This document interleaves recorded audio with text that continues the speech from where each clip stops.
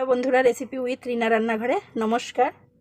এই দেখেন আমি ডাসা পেঁপে নিয়েছি, মানে আধা পাকা, আধা কাঁচা আধা পাকা পেঁপে নিয়েছি। অর্ধেকটা নিয়েছি, সঙ্গে ধনে পাতা, এই যে ধনে পাতা নিয়েছি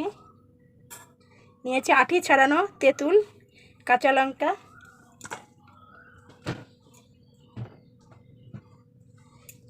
চিনি, লবণ। পেঁপে মাখা করব। পেঁপেটা আমি ছুলে নিয়ে আসি। এই দেখেন পেঁপেগুলো ছোলা হয়ে গেছে, ধনে পাতাটাও কুচানো হয়ে গেছে। এবার পেঁপেটা ধুয়ে নেব। এইবার আমি গ্রেট দিয়ে গ্রেট করে নেব।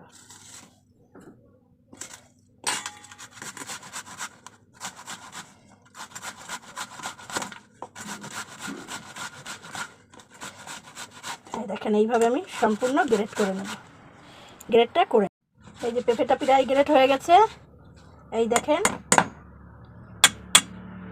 এইবার আমি কেটে রাখা ধনে পাতাগুলো দিয়ে দেবো। এই যে ধনে পাতা কুচি দিয়ে দিলাম।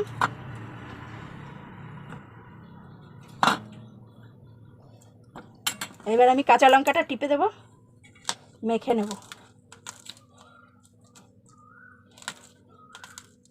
তেঁতুলটার মধ্যেই দিয়ে দিয়েছি, তেঁতুলটা এর সাথেই চটকাবো।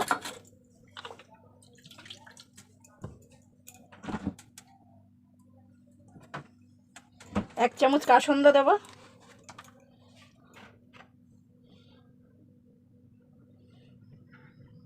এই দেখেন এক চামচ কাসন্দ দিলাম।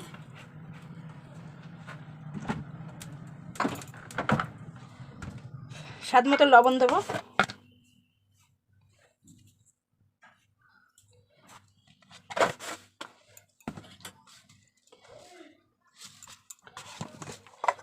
স্বাদ মতো মিষ্টি দেব, মিষ্টি যে যেমন খায়।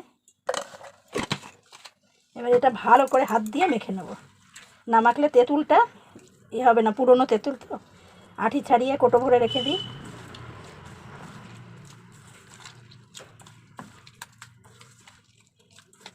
অবশ্যই এইভাবে আধা পাকা ডাসা পেঁপে যাকে বলে এরকম মেখে খাবেন। কমেন্ট বক্সে কমেন্ট করে জানাবেন, বেশি বেশি শেয়ার করবেন, সাবস্ক্রাইব করবেন, ফেসবুকে ফলো আর লাইক দিয়ে দেবেন।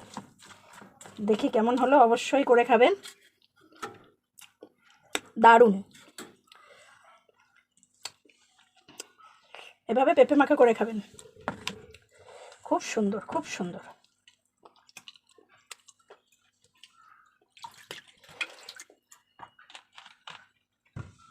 ফিরে আসবো অন্য কোনো ভিডিও নিয়ে। অবশ্যই এভাবে মেখে খাবেন, কমেন্ট বক্সে কমেন্ট করে জানাবেন।